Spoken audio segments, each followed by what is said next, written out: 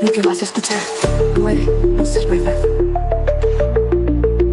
No te creas nada, la verdad está en juego. Bulos y mentiras caen fuego tras fuego. Redes que confunden, rumores que atrapan. Aquí desenmascaramos todo lo que pasa. Desmontando bulos, la verdad brillará. Fake news al suelo, no nos van a engañar. Desmontando bulos, la mentira caerá. Aquí está la prueba, la verdad ganará. Desmontando bulos, la verdad brillará. Fake news al suelo, no nos van a engañar. Desmontando bulos, la mentira caerá. Aquí está la prueba, la verdad ganará. Desmontando bulos, destapando la verdad.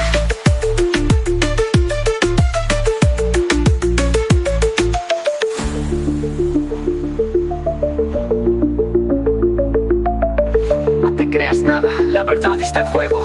Bulos y mentiras caen fuego tras fuego. Redes que confunden, rumores que atrapan. Aquí desenmascaramos todo lo que pasa. Desmontando bulos, la verdad brillará. Signos al suelo, no nos van a engañar. Desmontando bulos, la mentira caerá.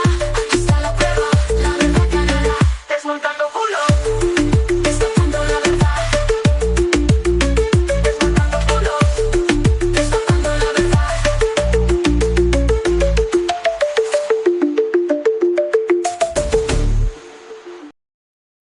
Muy buenas noches y bienvenidos. Hoy es miércoles 17 de septiembre de 2025 y no os habéis equivocado de programa. Esto es Desmontando Bulos y como siempre me encuentro con Sara Martínez. Muy buenas tardes, noches, Sara.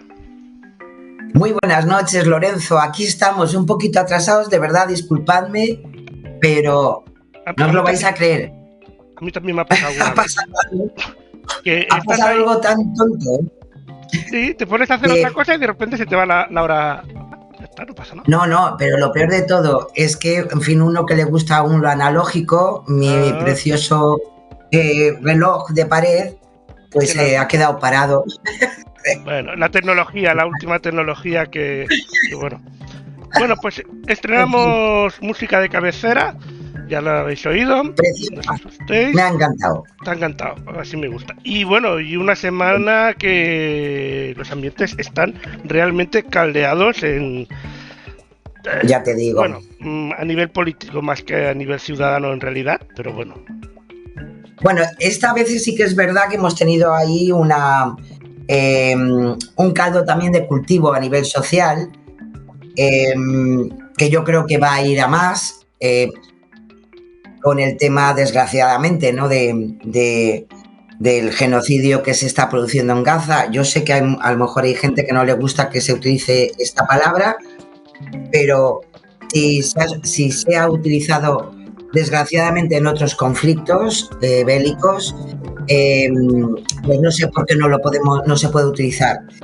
Por otra parte, la ONU ya por lo menos ha hecho una manifestación y hay que tener en cuenta que aún estamos a la espera de lo que diga el Tribunal de Derechos Humanos sobre esa denuncia que se presentó, yo creo que era algo más de medio año, y que, bueno, ahí está ese tribunal y que habrá que esperar a lo que dicte. En ese caso, no de hablar de genocidio en Gaza, sino de culpar a Netanyahu de genocida.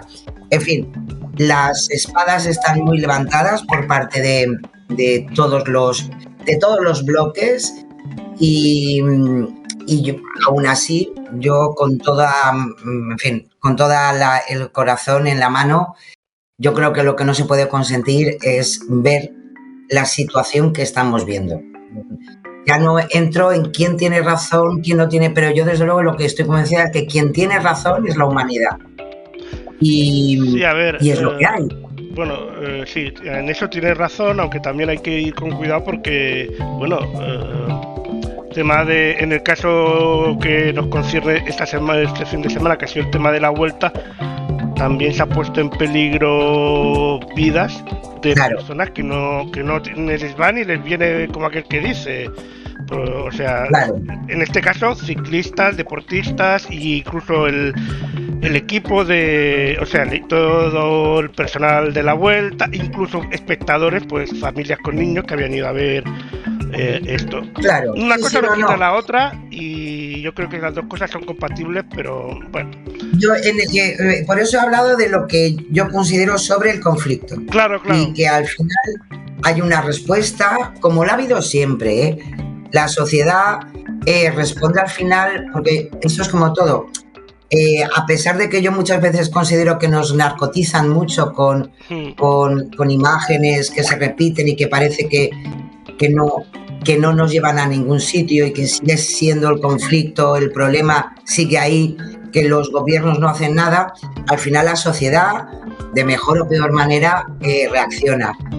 Sí que es verdad que las situaciones, a Dios gracias, no ha pasado nada. O sea, lo importante es que no ha pasado nada y que bueno, y que al final pues llegó a Madrid para el final de esa vuelta ciclista y bueno, pues no se pudo terminar. Punto. Es lo que ha ocurrido. Sí. Pero bueno, yo considero que al final estamos en una actualidad no solamente nacional, a nivel internacional, donde los excesos nos llevan a situaciones muy conflictivas. Vamos a hablar sobre varias cosas relacionadas con este tema y otras posiciones demasiado polarizadas. Lorenzo, yo creo que llevamos, yo creo que ya desde el año pasado o casi desde la temporada anterior, hablando de la polarización que consumimos todos los días. Y lo siento muchísimo por parte de todos. A veces yo, ya no solamente, ojo, ya no solamente los políticos, que yo ha llegado un momento en que prefiero no hablar de política con Claro, nadie.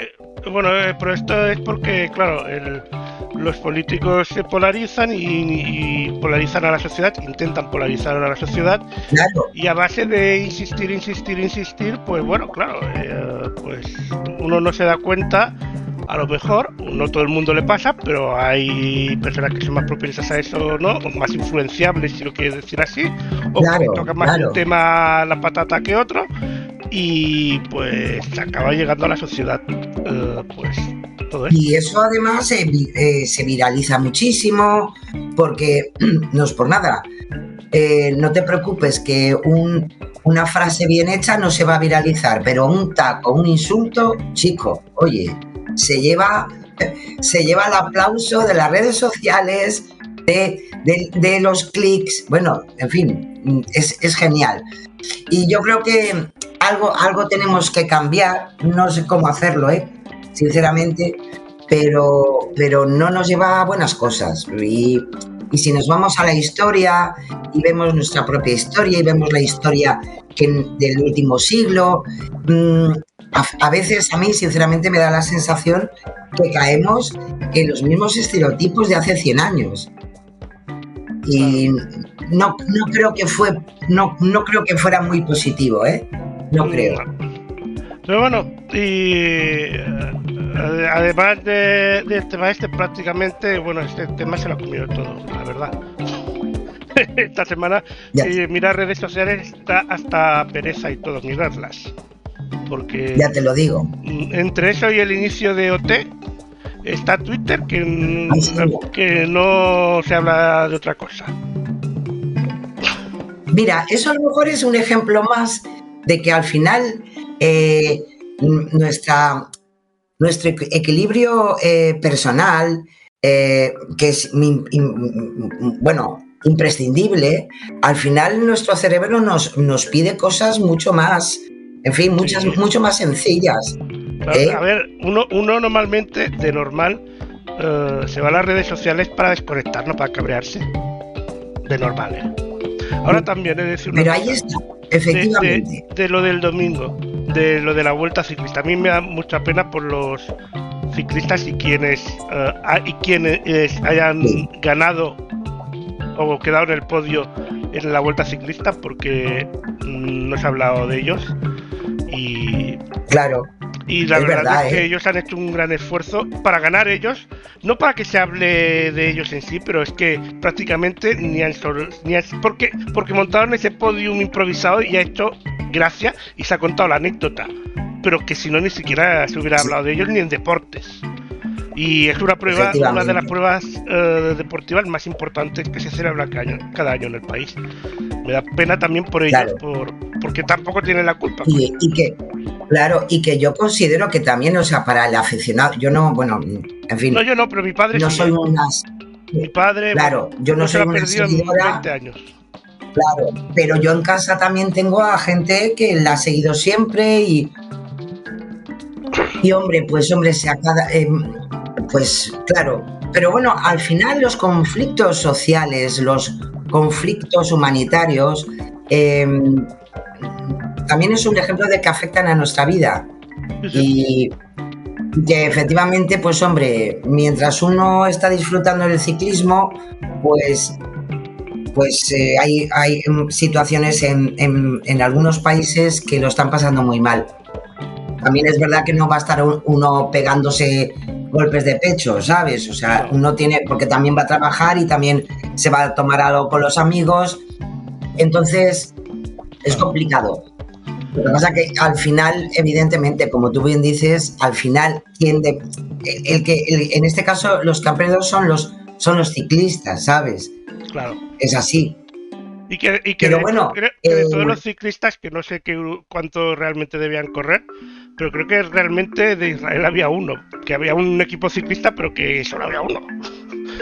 De Israel. Claro, sí, formado por 5 ciclistas y bueno, pues sí, pues. Pero bueno. Pero ya las cosas volvemos a hablar del tema más tarde. Yo creo que, bueno, sí, nos trae... Sí, porque hay algunas cosas. Sí, por eso. Es una de las cosas que os he traído a nivel de contexto por saber un poco algo más, ¿no? ¿A qué nos estamos refiriendo realmente? Vamos. Efectivamente. Y por cierto, no puedo terminar este bloque sin dar la enhorabuena a Oliver Lasse, cineasta afincado en Galicia, que va a representar a España en la carrera de los Oscar con su último largometraje, Sirat, y la verdad que estoy muy contenta. Sé que mucha gente también está muy contenta, no desmerece el resto, pero yo creo que es un buen trabajo y que nos va a representar muy bien. Así que toda la suerte del mundo. Toda la suerte del mundo y que lo disfrute, sobre todo la experiencia, que eso es lo más importante. Que eso desde luego. La verdad que Sirat es una película genial, muy, muy bien hecha y que yo animo a que vayáis a verla porque es muy interesante, da una visión muy especial de ciertas cosas. Pues ahí nos traes datos pues sí. En este caso, de afiliados extranjeros a la Seguridad Social, si no me equivoco. Sí, porque es uno de los últimos datos que se han dado desde el Ministerio de Inclusión, de Seguridad Social y Migraciones. Hablamos mucho en este tiempo, ¿no? de los extranjeros, de los que trabajan, de los que no trabajan, de los legales, de los no ilegales, y me parecía interesante porque hay unos datos que nos pueden contextualizar un poquito más a veces de lo que hablamos, o mejor dicho, de lo que nos quieren hablar en la actualidad diaria, ¿no?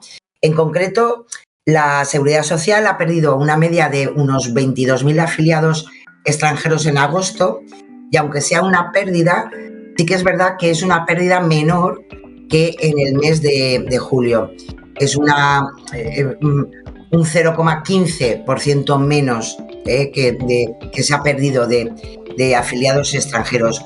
Con lo cual, podemos decir que en agosto, en ese octavo mes de este año, pues se cerró con 3.069.269 ocupados foráneos.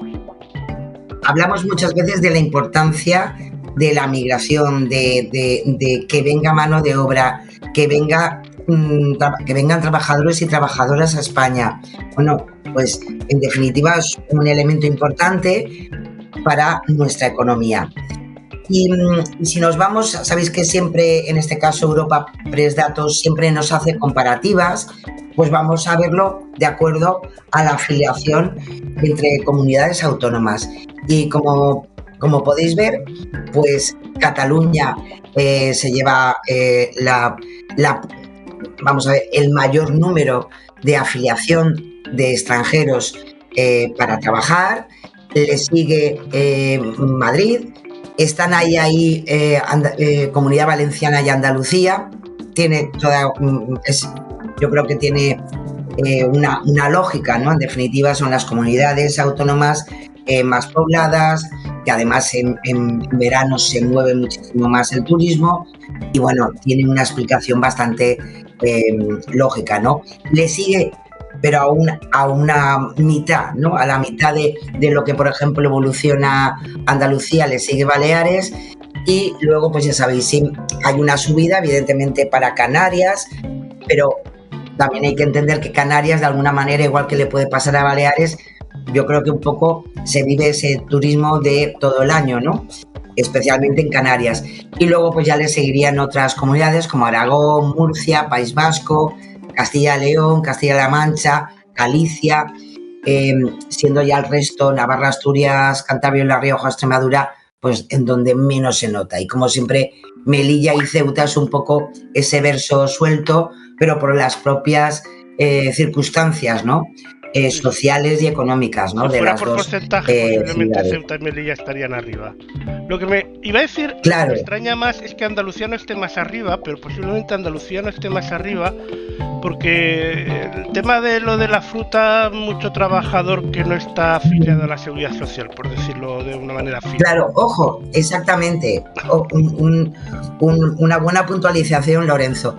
Estamos hablando de afiliación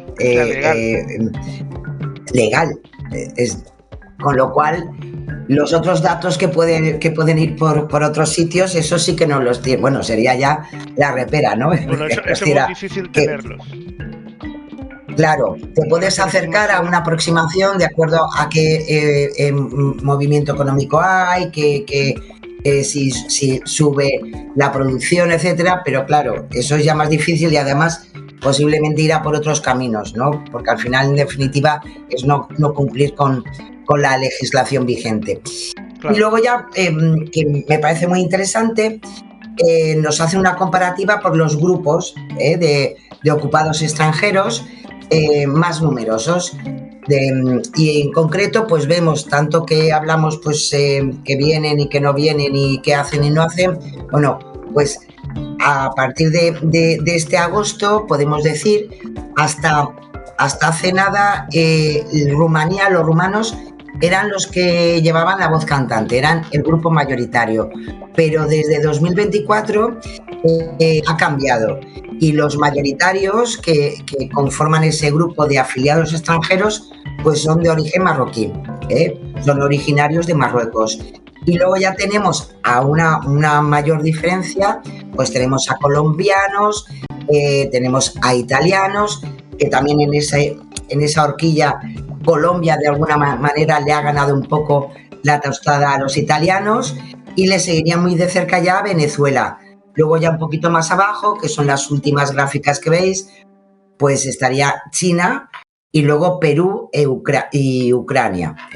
Ucrania sería la menor, el grupo más minoritario. Así que, bueno, pues ya podéis ver.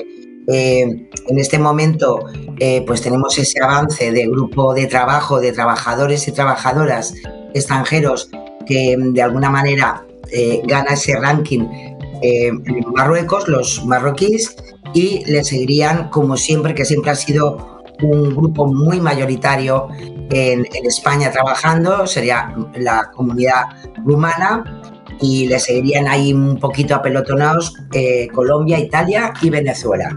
Pues sabes, igual porque sorprende a algunas personas que Rumania esté tan arriba, porque físicamente en general se parecen más a los españoles que a lo mejor pues los marroquíes o los chinos. Claro. O sea, hay mucha gente que tú la ves y a lo mejor no, si no te lo dicen no sabes que son rumanos. No deduces. Cambio, claro. Si es a un marroquí, puede ser, es más fácil, bueno, un chino ya ni hablemos. Pero claro, en verdad yo creo que también son los movimientos migratorios, la evolución también de las economías de cada país, claro. de donde sí que pueden haber más opciones, porque hay empresas y empresarios que hacen muy bien las cosas, es decir, piden trabajadores, como pasaba en España en la época de la posguerra, cuando se iban a Alemania o se iban a Suiza, iban porque empresas de esos países pedían trabajadores, ¿no? Entonces, claro, otra cosa ya es cuando se desregulariza esa relación empresa-trabajo, que es a veces por los problemas que nos podemos encontrar en nuestro país y en el resto de Europa, evidentemente. También hay que decir que yo hice un proceso de selección ahora hace un año de personal y también dependerá del sector, pero no sé muy bien cómo sucedió que empecé a recibir muchos mensajes y currículums de gente de Marruecos pidiendo el trabajo. O sea, se debió algún conocido algo pasó la solicitud de selección de personal y llegó a Marruecos y había mucha gente de Marruecos para que se contratase a distancia. O sea que... Claro que sí. Bueno, también es verdad que las relaciones, Lorenzo, hoy por hoy ya no se mueven mucho más rápido y todo llega antes y cada vez además llega más lejos, ¿no? Y bueno, y también hay que entender que hay una comunidad de estudiantes que vienen de Marruecos, que vienen a estudiar a España y que también se sabe mover muy bien. Yo he estado dando clases en centros de estudio y he tenido estudiantes que venían a estudiar grados universitarios desde Marruecos, o sea que venían aquí porque, bueno, querían una formación diferente a la que se ofrecía en Marruecos. Y que al fin y al cabo, todo eso al final también es riqueza económica, cultural y social. Claro. O sea que... Y que al fin y al cabo Marruecos está a tiro de piedra, o sea, está más cerca Marruecos que Canarias, por un ejemplo. No, por supuesto, así es. Por lo tanto que... Bueno, pues vamos al contexto, si te parece. Pues sí, y hoy hemos hablado de esto al principio y me parecía muy interesante, es un contexto interesante que han hecho desde Neutral, uno de nuestros verificadores de cabecera, y era hablar un poco de esa participación de ese equipo, ¿no? De Israel, que ha sido el promotor, nunca mejor dicho, de todo el estallido un poco social que se ha producido durante la Vuelta Ciclista, ¿no? Y entonces, pues hombre, era saber un poco, ¿no? ¿Quién es ese equipo que se llama Israel Premier Tech, que ha conformado parte de esa Vuelta Ciclista a España. Sabemos que, bueno, pues especialmente en lo que ha sido la última etapa, pues han encontrado con la cancelación de la carrera, yo creo que eran unos 50 kilómetros o así, ¿no? Del final, con una manifestación, bueno, pues de aproximadamente 100.000 asistentes, donde hemos tenido pues 2 personas arrestadas, 22 policías heridos y todo esto. Bueno, ¿qué vínculos existen, en verdad, entre el equipo Israel Premier Tech y el gobierno de Israel? Bueno, pues hay que decir que este club deportivo es un club deportivo privado, en verdad, como casi todos los que conforman la Vuelta Ciclista. El origen se remonta a 2014, cuando hay un empresario israelí, Ron Baron, y un exciclista, Ran Margaliot, que sentaron las bases de lo que fue la Academia de Ciclismo de Israel. Y el equipo no es propiedad del gobierno israelí, sí ha sido explícitamente respaldado desde Jerusalén. Pero podemos decir que ese es el origen de la formación de este Premier Tech, esa Academia de Ciclismo de Israel. El equipo cuenta con una financiación privada, pero con medios de comunicación, como por ejemplo de Observers, nos dan datos de que ha recibido, eso sí, pequeñas aportaciones económicas del Ministerio de Turismo de Israel destinado a campañas de promoción internacional, con lo cual es lo que también de alguna manera han utilizado los que están a favor de estas protestas, de que en verdad es un vínculo institucional con el Estado judío, ¿no? El presupuesto de este equipo ronda los 30 millones de euros. Y el propio primer ministro Netanyahu, pues ya sabemos también que felicitó públicamente al equipo de la Vuelta, destacando, claro, ahí estamos con esos entrecomillados, la resistencia frente a las protestas como un acto, ¿no?, de firmeza nacional. Al final, todos, si nos damos cuenta, al final todos utilizan el ciclismo ya no como una actividad deportiva, sino al final políticamente para cada uno darle lo que quiera. ¿Qué otros elementos podemos meter en este contexto? Por ejemplo, Amnistía Internacional. Pues ellos denunciaron ya desde el principio que estas declaraciones que además ha hecho Netanyahu antes, durante y después de la Vuelta, pues de alguna manera también ha reforzado esa percepción de que la escuadra, ¿no?, ciclista israelí pues no solo compite en nombre propio, sino que funciona como instrumento de diplomacia blanda, que, ojo, tampoco es la primera vez que ocurre, no solamente con Israel, sino que es algo que ocurre, si no, nos podemos poner ejemplos con Rusia, los tenemos también todos los días, ¿no? Más datos, pues mira, en 2023 Israel Premier Tech participó en el Tour de Francia con una camiseta de edición especial para potenciar ese turismo, y el diseño estaba inspirado en el Sendero Nacional de Israel, que es lo más extremo, lo más extremista de la política de acoso del gobierno israelí. Con lo cual, de alguna manera, ya desde el 2003 pues estaba un poco ya señalando ya cuestiones más políticas que deportivas. ¿Y qué podemos decir del propietario, ¿no?, de Sylvan Adams? Bueno, pues que es un millonario canadiense vinculado hace muchísimos años con Netanyahu.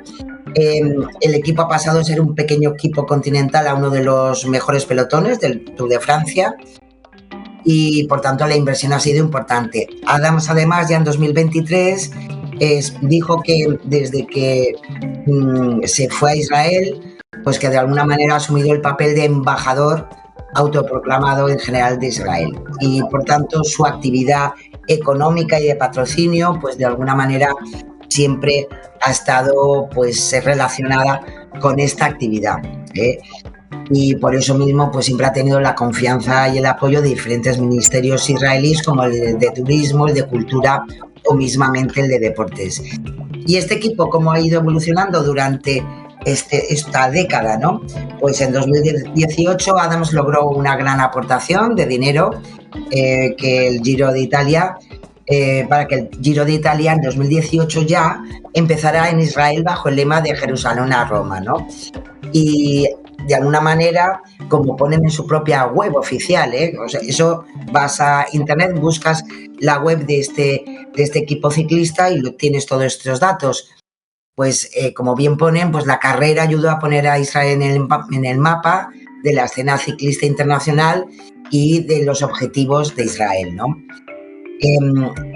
A día de hoy podemos decir que también es un equipo que, como otros, que esto tampoco es nada, a mí no me parece nada normal que haya ido cambiando de nombre, ¿no?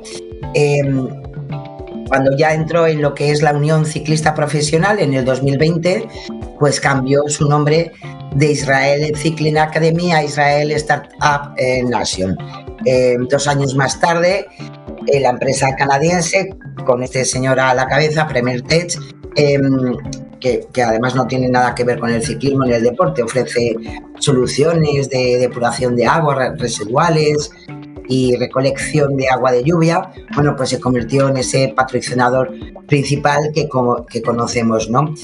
Y el 12 de septiembre ya anunció de todas formas que cambiará el nombre por el de IPT para las próximas competiciones, porque este equipo va a estar en otras competiciones ciclistas que se van a desarrollar en Canadá, con el Gran Premio de Quebec o el Gran Premio de Montreal, con el fin de evitar incidentes similares a los que hemos tenido hoy en esta Vuelta de España. Así que, bueno, sabemos algo más de este equipo, de estos deportistas, del patrocinio que han tenido durante este tiempo, y bueno, los datos están ahí, así que hasta luego cada uno. a reflexionar lo que crea mejor. Pues nos vamos con la democracia y la seguridad. Pues sí, porque nos vamos, esta vez os traigo en el ámbito de la transparencia nuevamente algo muy interesante, como siempre de la mano de nuestros compañeros de Cibio, ¿no? Y es el último BOE, nos lo recuerdan, del mes de julio, antes de esas vacaciones de agosto para nuestros diputados y diputadas. Bueno, pues ese BOE del 31 de julio ha recogido unas cuantas reformas, aprobadas en el Congreso. A pesar de todo, en el Congreso se siguen aprobando reformas y propuestas de ley, etcétera, aunque nos parezca que no, que solamente hacen que discutir. Bueno, pues también hacen cosas, ¿no? Y en concreto fueron 2 reformas del reglamento del Congreso, que incluyen sanciones y pérdidas de credencial para representantes de medios de comunicación en casos de interrupciones, insultos o grabaciones sin permiso. Ya sabéis que durante el último invierno hemos tenido ahí algunas noticias que no debería ser. Cuando los periodistas son noticia, mala cosa. Y hubo protestas por parte de periodistas parlamentarios sobre la actitud de otros periodistas en la actividad, ¿no?, profesional en el Congreso. Bueno, pues una de las reformas establece un sistema de reglas para las personas acreditadas como periodistas y sanciones por incumplimiento de esas reglas. De esta manera, a partir de ahora, la mesa fijará en 3 meses los requisitos para poder acreditar como periodista en el Congreso y además establece el sistema de infracciones y sanciones. En el caso de faltas graves y muy graves, el castigo no es solo para el periodista o la periodista acreditada, sino también para el medio, que no podrá sustituirle por otra persona mientras dure la sanción. La reforma, además, también crea un consejo consultivo formado por representantes de los partidos políticos y los medios de comunicación, que emitirán un informe ante cada propuesta de sanción, aunque es la mesa la que finalmente tomará la decisión de esa posible sanción o ese problema que se haya podido dar ante, especialmente pues cuando hay insultos, descalificaciones, grabaciones ocultas. Ojo, que se estaba haciendo últimamente bastante en los pasillos del Congreso y del Senado. Y bueno, pues ahí está esa nueva, en definitiva es un elemento más a tener en cuenta para que especialmente la información siga siendo información y que también la polarización a veces de los medios de comunicación pues no estropee el trabajo de los y de las periodistas. Así que bueno, ahí está. Es verdad que ahí está ya aprobado. Hay algunas críticas. Algún colegio profesional de periodistas considera que a lo mejor tenía que haber una representación mucho más paritaria por parte de los colegios y no tanto de los medios de comunicación o las asociaciones de prensa, pero bueno, digo yo que lo irán limando. Veremos a ver. Ciberdelincuencia. Pues sí, nos vamos al ámbito de la seguridad. Hablamos, como no, si todas las semanas tenemos alguna. En esta ocasión nos lo trae Verifica Radio Televisión Española en el ámbito de la ciberdelincuencia, porque hay un correo electrónico que se ha movido bastante, cuyo remitente se presenta como la agencia tributaria, que solicita rellenar un formulario para reembolsar impuestos al contribuyente. También hay mensajes en formato de SMS con las mismas características, ¿no? Una notificación, reembolso de impuestos aprobados. Ya de entrada, la nomenclatura reembolso de impuestos aprobados queda feo. Pero bueno, ahí está. Sabéis que ya habían, desgraciadamente, ciberdelincuencia cuando empezaba la campaña de la declaración de la renta, y ahora viene la poscampaña, es decir, has pagado, pero no te preocupes que, hombre, que la agencia tributaria se ha equivocado y ahora te va a dar un dinerito, ¿no?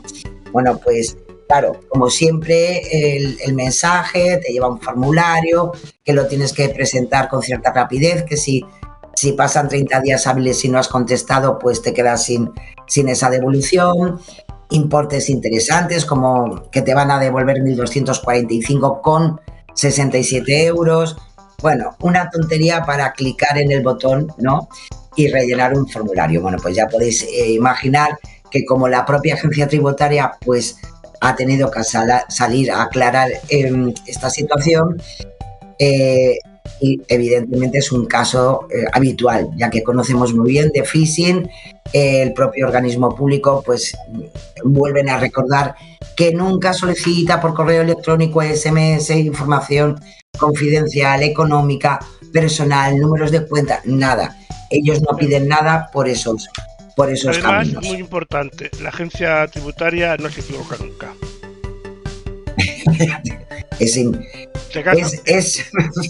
Pero ellos no se equivocan nunca. Ahí estamos. Las cosas como son, con lo cual hay que sospechar. Mucho.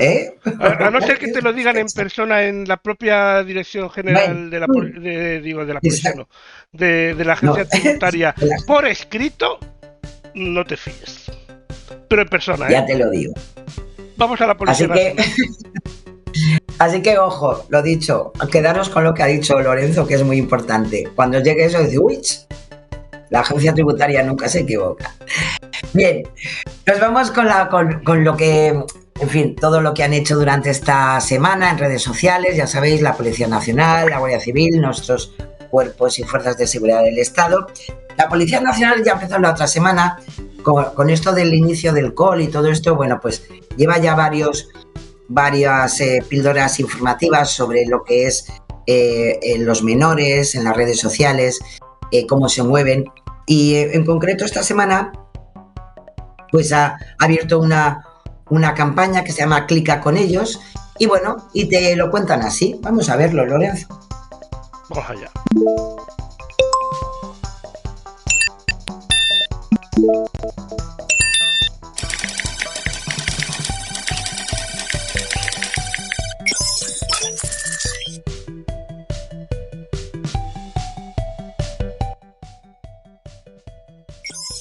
Conversaciones aparentemente inofensivas pueden generar graves peligros para tus hijos.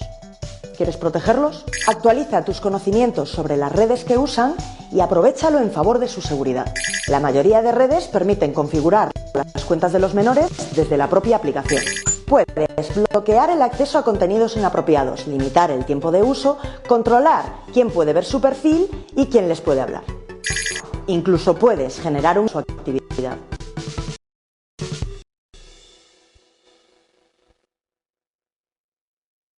A mí que ahora yo estoy empezando a pillar cómo hablan los Z como para empezar a hablar con números. Siempre nos quedamos atrás, Lorenzo. Va muy rápido todo esto. Porque, a ver, estoy empezando a pillar lo de servir coño y todas esas cosas como para... Bueno, venga. Pues imagínate yo, Lorenzo, madre mía. Bueno, y nos vamos con la Guardia Civil, que también, ya sabéis que dentro del ámbito del medio ambiente, la Guardia Civil pues tiene su trabajo dentro del SEPRONA, y en estos días, ya la semana pasada también empezaron, pues nos vuelven a recordar en sus campañas, en redes sociales, esa preocupación del medio ambiente. Y en este caso, pues eso, las pilas, las baterías, acumuladores, pues que sepamos que todo eso son productos peligrosos que necesitan un tratamiento especial y un reciclaje específico, ¿no? Y por tanto, pues nos recuerdan la necesidad de depositarlos en sus contenedores correspondientes. Y, muy importante, si localizamos vertidos ilegales o abandono de estos residuos, pues es tan fácil como avisarles que ellos mismos pues van a ir a recoger ese material, ¿no? Así que en esa campaña de reduce, utiliza y recicla, pues tenemos una posibilidad de hacer las cosas lo mejor posible. Ya sabéis que ese 061 de la Guardia Civil está siempre disponible para todas estas cuestiones.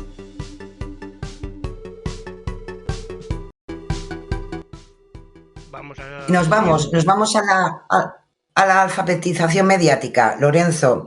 Esta semana, ya os dije cuando presenté presentamos el otro miércoles un poco esta temporada. Vamos a tener algunas píldoras informativas, pero también he querido incluir en esta parte de alfabetización, pues la posibilidad de ir, daros información sobre ciertos libros, ciertos trabajos que nos ayuden a entender un poco esto de las fake news, de la desinformación, de la alfabetización. Y en esta semana os he querido traer porque además es David Alandete, es un periodista alicantino que lleva años dedicándose a todo lo que significa la desinformación, y que además está muy centrado en lo que significa la desinformación para fines políticos, ¿no? En concreto, en este fake news, la nueva arma de destrucción masiva, pues hace un recorrido histórico del efecto práctico de las noticias falsas, que ya no solamente que nos puedan engañar, sino para qué nos quieren engañar. Y hace un repaso muy interesante de episodios mundiales de este siglo que han tenido un patrón muy parecido a todos. Por ejemplo, la campaña independentista de Cataluña, la OTAN bombardeando Madrid, que eso fue, o las artimañas del Kremlin, ¿no? Para todas estas situaciones. Pues hace un trabajo para mí súper interesante y lo explica muy bien con ejemplos que vale la pena saber y reflexionar sobre ellos. Así que esta semana mi recomendación es esta: fake news, la nueva arma de destrucción masiva. Y nos vamos a las verificaciones. Sí, entramos ya en esa tercera parte donde ya sabéis nuestros verificadores de cabecera, tanto nacionales como internacionales, pues hacemos una pequeña selección de todo el trabajo que hacen de lunes a domingo sobre estas cuestiones. En el ámbito de la política y la economía, os traigo hoy algo que está también en el aire de estos días, ¿no? ¿Por qué? Pues porque varios miembros del Partido Popular han acusado en las últimas horas al presidente del gobierno de alentar las protestas pro-Palestina que impidieron que la Vuelta Ciclista, ya sabéis, que no pudiera terminar en Madrid, ¿no? Y le han hecho responsable de esa violencia. Si ponemos en contexto, como nos explica Neutral, el 14 de septiembre, que se canceló esa última etapa, coincidió todo por la tarde, pero ¿qué ocurrió? Que Pedro Sánchez estaba en un mitin, viajó hasta Málaga y nos vamos en concreto a lo que dijo textualmente. Sabéis que hoy termina la Vuelta a España y vaya por delante nuestro reconocimiento y respeto absoluto a los deportistas, pero también nuestra admiración a un pueblo como el español que se moviliza por causas justas como la de Palestina. Eso es lo que dijo el presidente del gobierno. Luego añadió que siente orgullo de ver un país que, a pesar de ser muy diverso, nos ponemos todos de acuerdo en una causa justa, que son los derechos humanos. Así que viva el pueblo español. Claro, esto que dijo... Perdona. Eso que dijo en ese momento, claro, está bien, en fin, porque vámonos a lo que dice el político, porque luego, pues desgraciadamente, esas armas de destrucción masiva de la tranquilidad de la sociedad la utilizan el resto de partidos políticos para estar en estas historias, ¿no? Pero lo dicho, eso es lo que dijo en concreto Pedro Sánchez. No como se le atribuye, por ejemplo, por el alcalde de Madrid, José Luis Martínez Almeida, que atribuyó directamente los acontecimientos porque les animó. En concreto dijo que hoy Madrid se ha desbordado de violencia, de la cual hago directo responsable al presidente del gobierno por sus irresponsables declaraciones. O, por ejemplo, Isabel Díaz Ayuso, que aseguró en su cuenta de X que cuando el presidente de la Nación jale el boicot contra la Vuelta Ciclista, se convierte en responsable de cada altercado que se produzca. Y ya no solamente por ese lado, también tuvo sus críticas por el otro lado.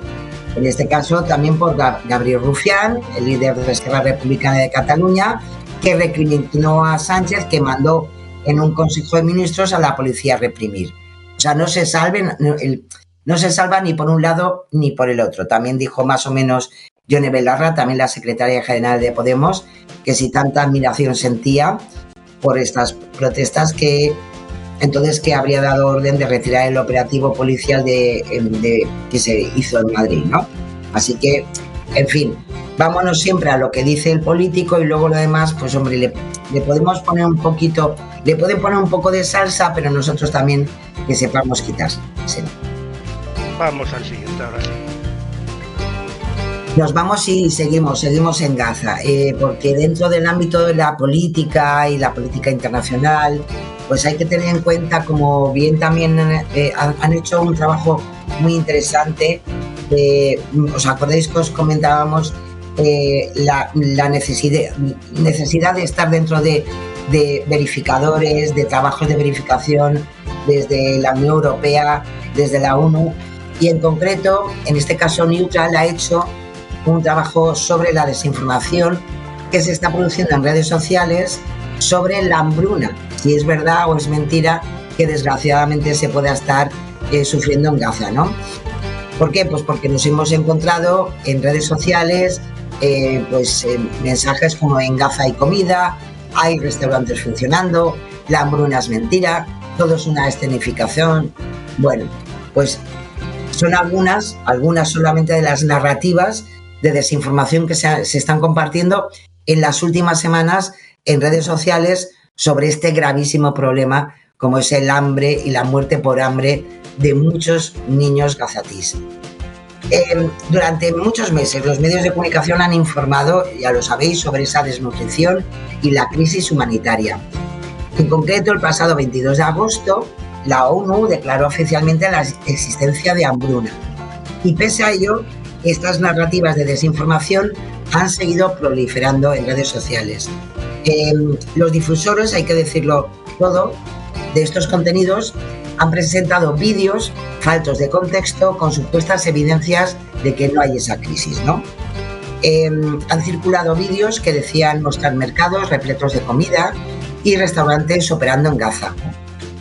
Hay que decir que todos esos vídeos que circulan y que se han hecho muy virales, pues son cuentas pro-israelíes, como el usuario de X, GazaGood1, que comparten este tipo de imágenes que normalmente están manipuladas con IA o están descontextualizadas. La investigación que se ha hecho destaca que el día en que se declaró la hambruna en esta región, Israel inició una campaña con dicho objetivo y difundió vídeos de mercados y restaurantes con comida en Gaza a través de perfiles ya no solamente de X, sino del propio canal del Ministerio de Asuntos Exteriores israelí en YouTube, que lo podéis buscar y lo podéis ver. Todo eso para en definitiva, intentar crear la sensación de que la hambruna en Gaza es un engaño. Y desgraciadamente los medios de comunicación, periodistas independientes que están en la zona, pues nos dan otros datos.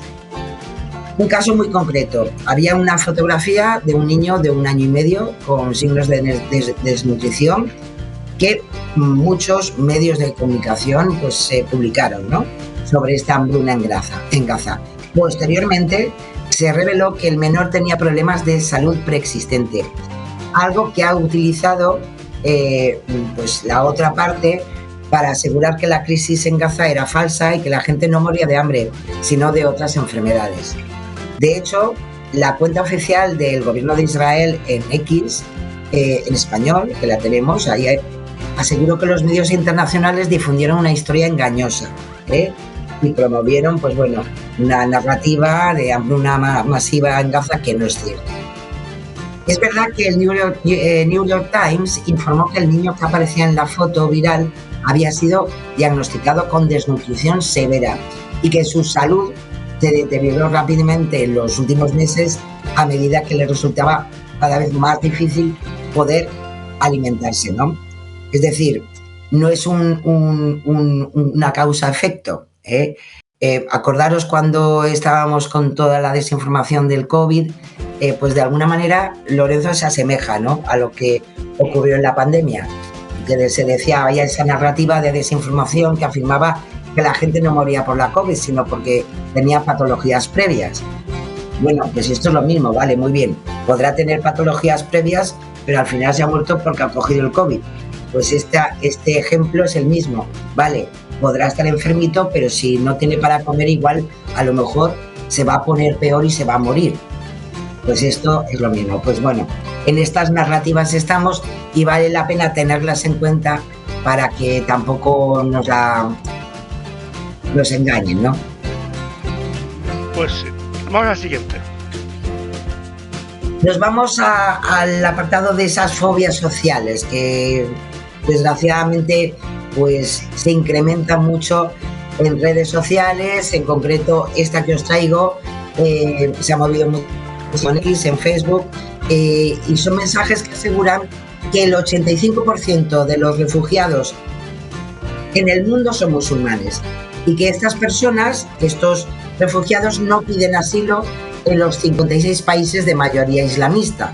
Tampoco quiere decir que, bueno, estos que son musulmanes pues se tendrán que ir a los países musulmanes.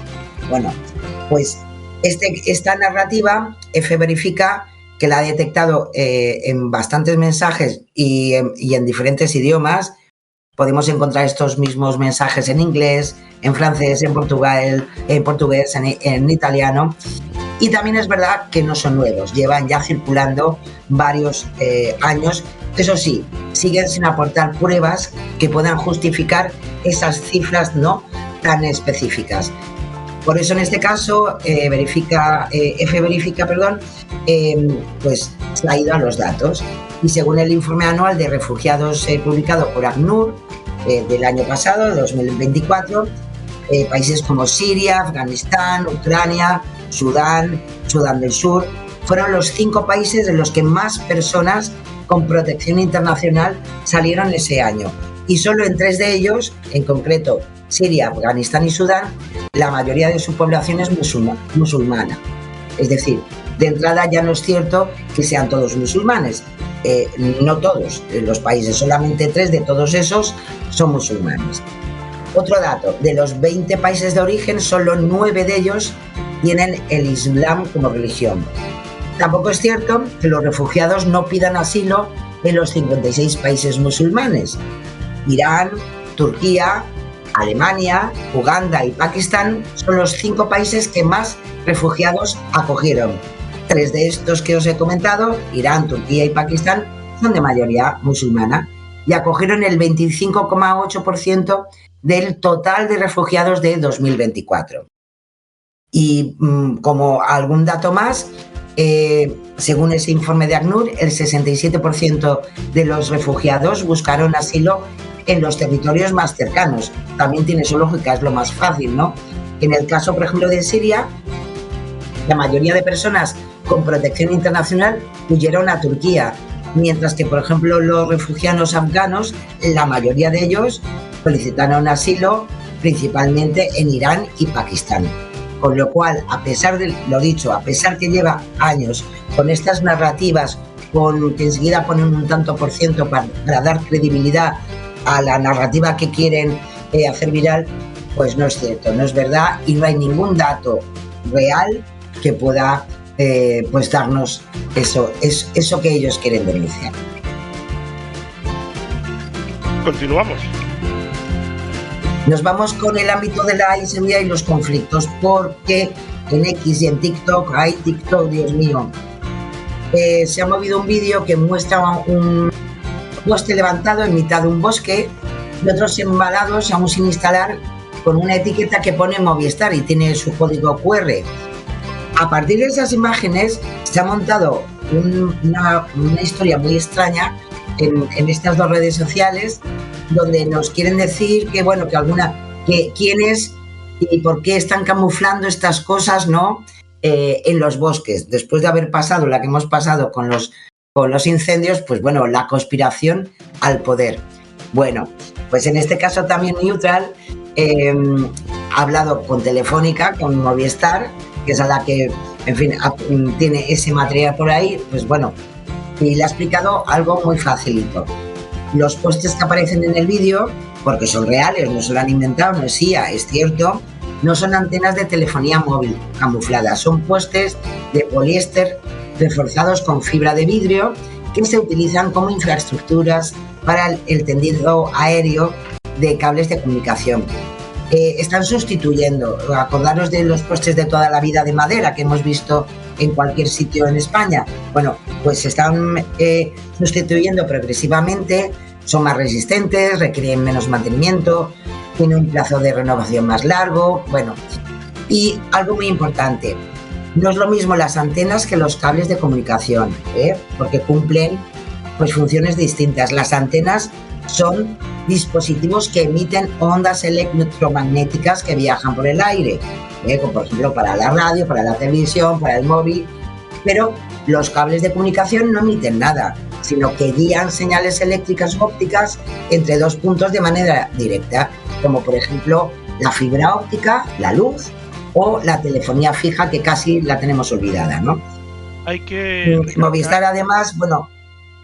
Hay que recalcar que los pósters de madera, entre otros motivos, se están retirando por normativa europea y tal, porque había algo del tratamiento que le daban, pues que no era lo más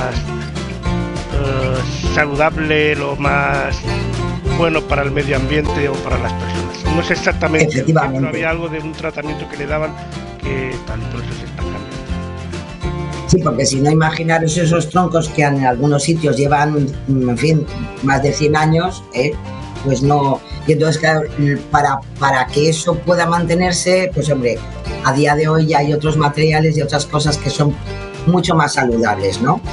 Y bueno, y es verdad que el acabado de estos postes, que es un tono de madera, pues hombre, pues os podéis imaginar el objetivo, un poco mimetizar con el entorno, ¿no? Reducir el impacto visual, pero en ningún caso el objetivo es tratar de ocultar nada. Así que, lo dicho, aunque veáis cositas por ahí, bueno, pues son cosas que no nos van a traer nada malo, ni cositas ni conspiraciones extrañas. Pues vamos al siguiente, si te parece. Nos vamos, además, al cambio climático, porque os he traído un resumen. Acordaos que la semana pasada hablábamos de los incendios, de lo que desgraciadamente ha ocurrido este último verano, y ha hecho una píldora informativa F Verifica muy interesante, que os la traigo tal cual, de cómo lo que nos han contado, de lo que significa y lo que al final es en verdad. Y si te parece, vamos a verlo, son 3 minutillos de nada. En España no está prohibido limpiar los montes. Numerosos usuarios de redes sociales aseguran que desbrozar y limpiar el monte en España está prohibido por leyes ecologistas. De hecho, la ley de montes obliga a sus titulares a su mantenimiento para, entre otras razones, evitar los fuegos. Lo que hace esta ley y otras normas autonómicas es regularizar estas tareas. Primero, porque los montes tienen propietarios, sean público o privado. Y segundo, para asegurar que se hacen las labores correctas y necesarias. Algunos internautas denuncian, muchas veces sin pruebas, que el proceso para lograr una autorización es demasiado lento y que incluso puede tardar años. Las autorizaciones y licencias es algo que regula cada comunidad autónoma, y en varias regiones solo es necesario hacer una declaración jurada que además se puede descargar fácilmente desde internet. De hecho, es que en algunos casos ni siquiera hace falta una autorización. Cierto es también que algunos expertos dicen que en ciertas comunidades autónomas el proceso es más lento y complejo, y piden que se simplifique. ¿Y qué pasa con los espacios protegidos? Bueno, F Verifica ha consultado con expertos que explican que solo en una mínima parte de estos espacios existe una protección más intensa, como en parques y reservas naturales. Estos especialistas apuntan al paulatino abandono del medio rural y a la falta de gestión como principales razones de los graves incendios que este verano han afectado a España. Pues ahí estaba esta información que es muy interesante, y la verdad pues es eso, que en realidad parece ser que se ha complicado un poco las cosas. Proceso. Parece que se ha complicado un poco el proceso. Ya te digo. Bueno, pues mira, nos vamos con 2 cosas muy rápidas de manipulación mediática. Una que le afecta a Isabel Díaz Ayuso, a la presidenta de la Comunidad de Madrid. Sabéis que, bueno, pues hemos estado hablando casi todo el programa en diferentes puntos sobre ese final de la Vuelta Ciclista a España. Bueno, pues se hizo viral unas imágenes, que es un vídeo bastante pequeñito, donde se ve a Ayuso y al director de la Vuelta, a Javier Guillem, en un coche, ondeando banderas de Israel. Bueno, pues que sepáis que es un bulo porque está alterado.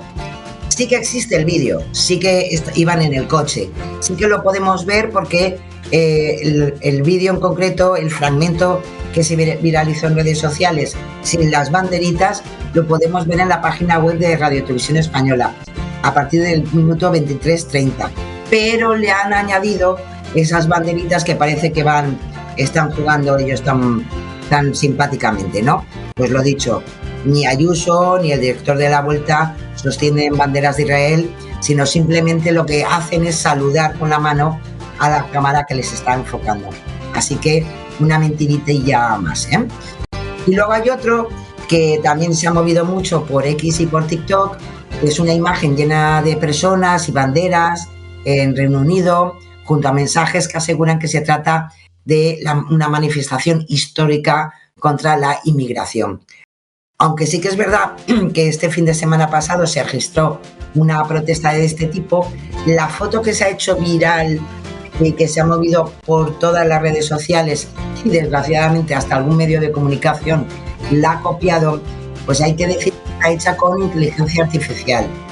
Si podemos ver detenidamente esta imagen, se aprecian detalles que nos lo confirman, ¿no?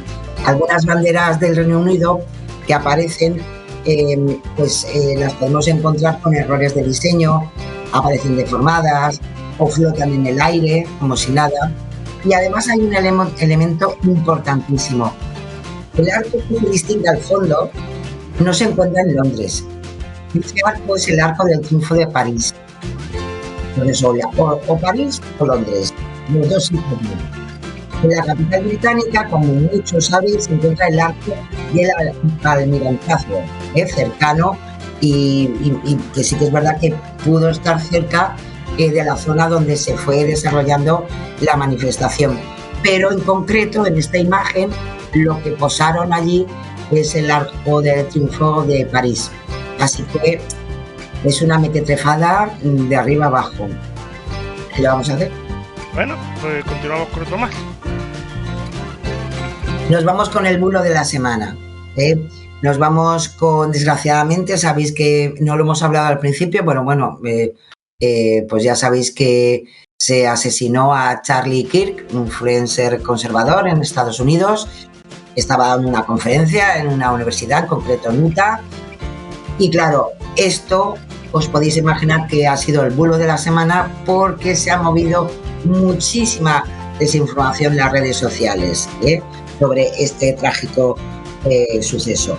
Podemos decir que no recibió un disparo del hombre que estaba junto a él. Es un mensaje que se difundió primeramente en X, diciendo que ya estaba resuelto el caso, el hombre que estaba a su lado. Se compartió más de 2.900 veces en un mismo día. Y te lo explica en un vídeo de 18 segundos que tiene el arma, la recupera una vez que dispara y jaja. Bueno, pues no recibió el disparo del hombre. El ataque lo perpetró un francotirador desde uno de los tejados del campus.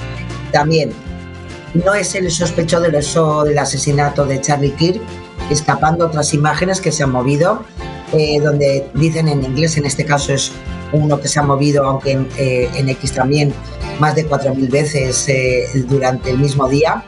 Es una grabación de 25 segundos, muestra una persona corriendo con el... Y que es, de alguna manera, que es, pues no.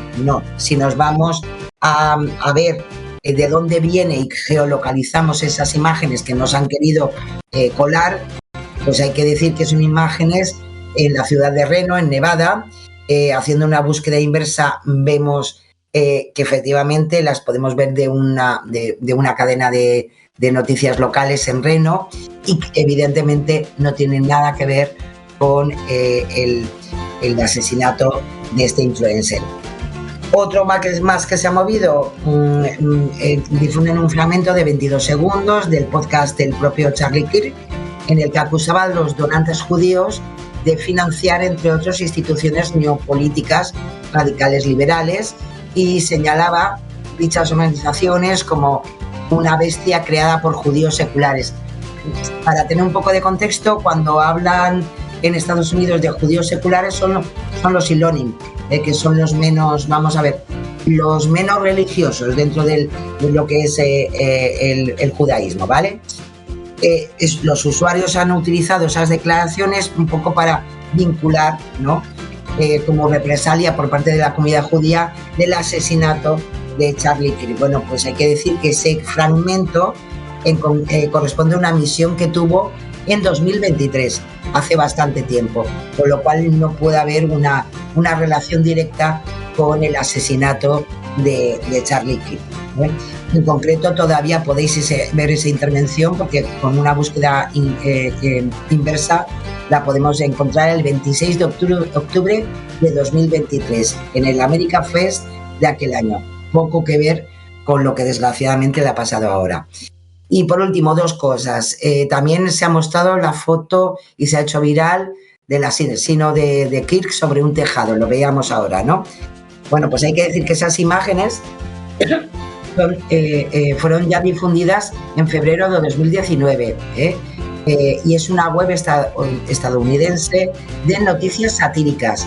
Con esa imagen lo que titulaban era que la multitud se siente un poco tonta después de pasar todo ese tiempo suplicando al francotirador del tejado que no saltara, o sea, era una broma, pero era de febrero de 2019, no es el francotirador que desgraciadamente, bueno, pues mató a Charlie Kirk, ¿no? Y también, desgraciadamente, se han movido también las fotos de un señor que lo han hecho viral en redes sociales, de que era el asesino de Charlie Kirk. En concreto, la foto de Michael Mallinson, miembro del Partido Demócrata de Utah. Bueno, pues a pesar de que lo han viralizado muchísimo, hay que decir que este señor sí que existe, Michael Mallinson, pero primero no ha sido detenido por el ataque porque este señor no estaba en el lugar ni ha sido su asesino. Lo cual, en fin. Ah, y otra cosa muy importante, porque aquí hay de todo un poco.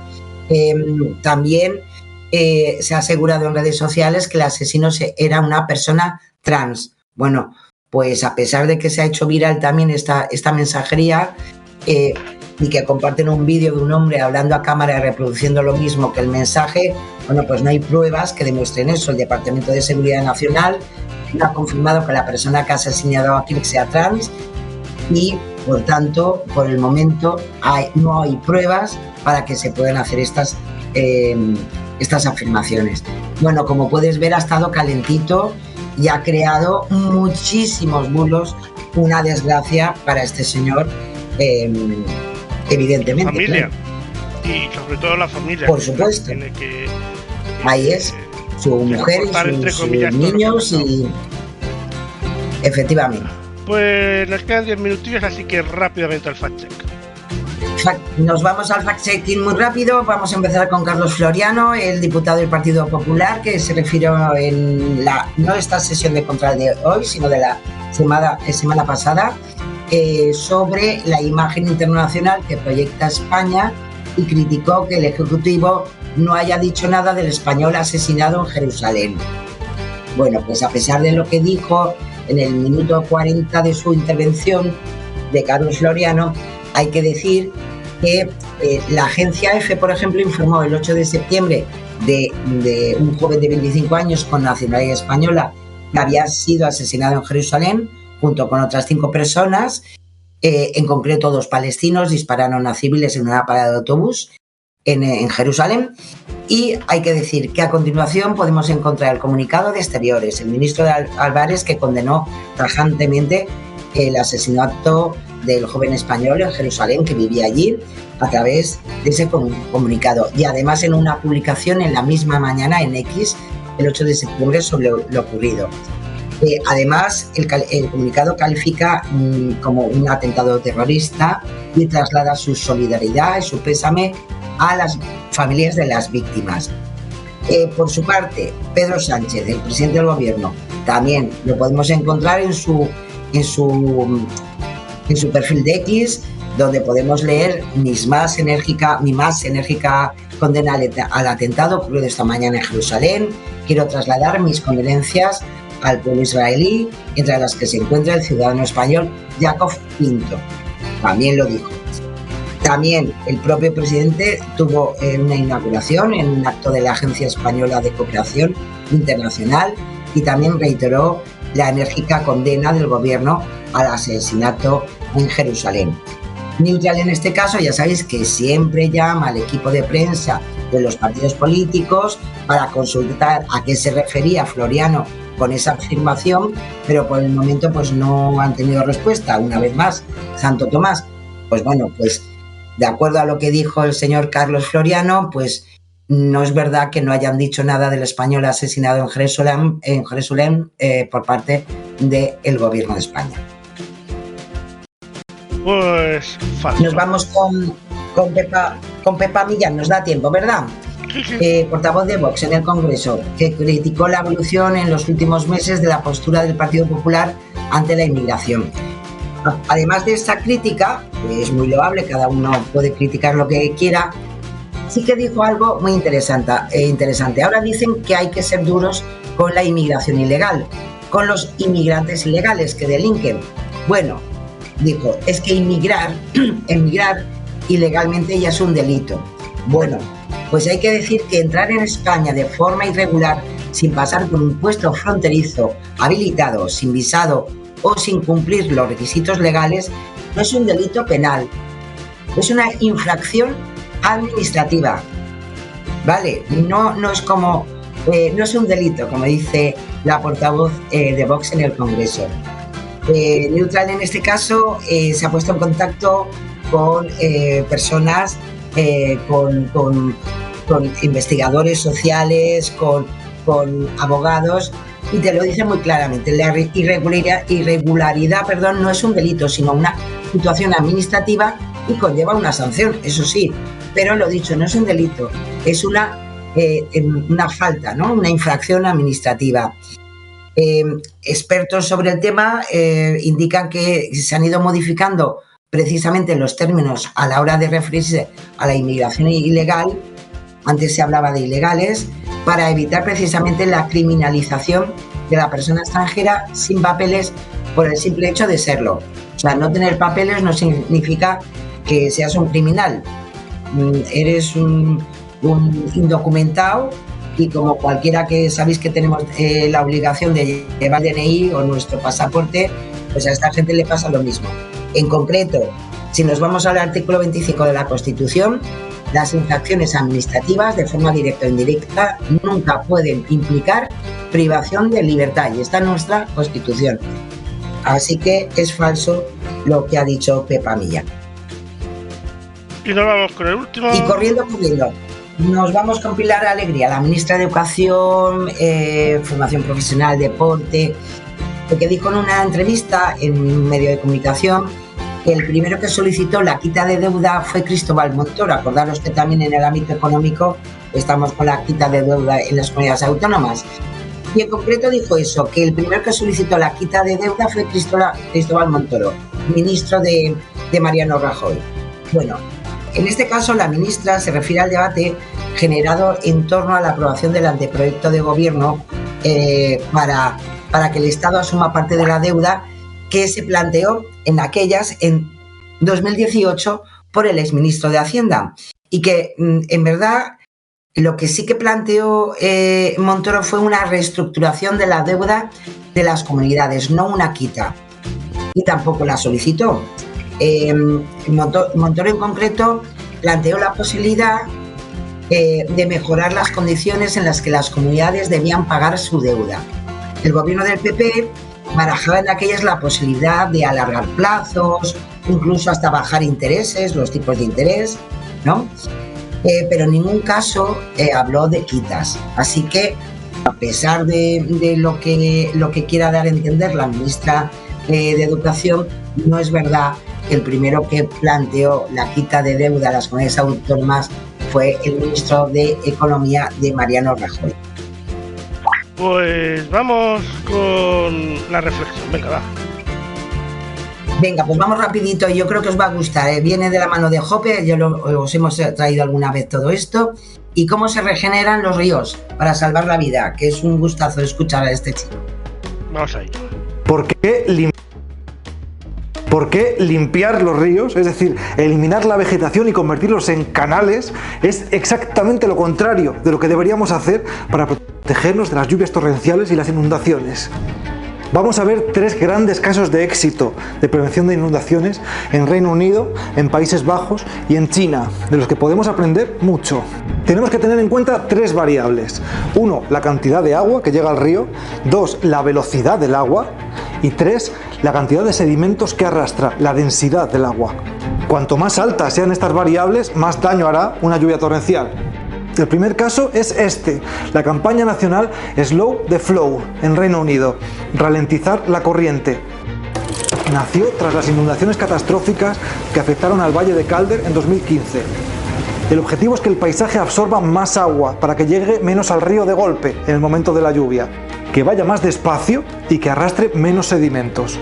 Es un programa masivo de renaturalización que pasa por reforestar la vegetación de ribera, la vegetación de las colinas, para evitar la erosión. Cuantas más raíces, cuantas más vegetación, más sujeta está la tierra, menos erosión, más agua absorbe el suelo y menos agua llega de golpe a la corriente. Además, utilizan barreras permeables con troncos que imitan a las presas de los castores en los regueros y en las colinas para reducir la velocidad del agua. Y está resultando un éxito rotundo. Está logrando reducir la velocidad, el caudal, la cantidad de agua y la erosión ante las lluvias torrenciales. 2. El programa Espacio para el Río, adoptado por Países Bajos tras las inundaciones catastróficas de 1995. Se trata de, primero, descanalizar los ríos, eliminar diques y canalizaciones artificiales, devolver la forma natural, con forma de meandros a los ríos y restaurar humedales y llanuras de inundación, para lo que tuvieron que devolverle a la naturaleza algunas zonas que habían sido drenadas para cultivar. Y 2. Creación de programas de rewilding, de restauración ecológica a gran escala. Cuanta más vegetación y biodiversidad tiene un paisaje, más agua absorben y retienen los suelos. Han reintroducido a los castores en todo el país después de siglos extintos para ayudar a ralentizar el flujo del agua y han restaurado miles de hectáreas de ecosistemas plenos. Este programa, en el que los neerlandeses han invertido 2.300 millones de euros, se ha convertido en un estándar de oro a nivel global y ha evitado decenas de miles de millones en pérdidas y daños en las ciudades. Y 3. China, el megaproyecto de las ciudades esponja, que está transformando y que va a transformar el 80% de las ciudades del país de aquí a 2030. Restauración de humedales alrededor de las ciudades, creación de bosques y ecosistemas dentro y fuera de las ciudades, reemplazar el asfalto por pavimentos naturales o permeables y la renaturalización de los ríos, para refrescar las ciudades, absorber la contaminación y protegerse de las lluvias torrenciales. La vuelta de la naturaleza como solución, exactamente lo contrario, asfaltar los ríos, arrancar los árboles y convertirlos en canales, que hace que el agua vaya más rápido, arrastre más sedimentos y que todo lo que caiga del cielo acabe en el río en un momento. Exactamente el mismo proceso que hace que en una zona desértica cualquier lluvia mínimamente abundante se convierta en un torrente destructivo instantáneo y que en una zona con vegetación no lo haga. El efecto esponja de los suelos y de la vegetación. Y además de protegernos de los efectos de la crisis climática y de darnos todos los servicios y todos los bienes de los que depende la vida, restaurar la naturaleza secuestra carbono, enfría el planeta. Tenemos soluciones, es hora de aplicarlas, es ahora. Pues aquí está la reflexión de hoy.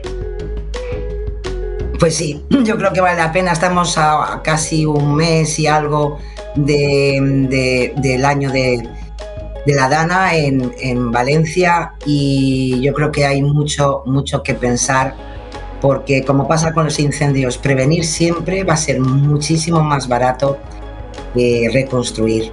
Así que, a ver, pensemos un poco.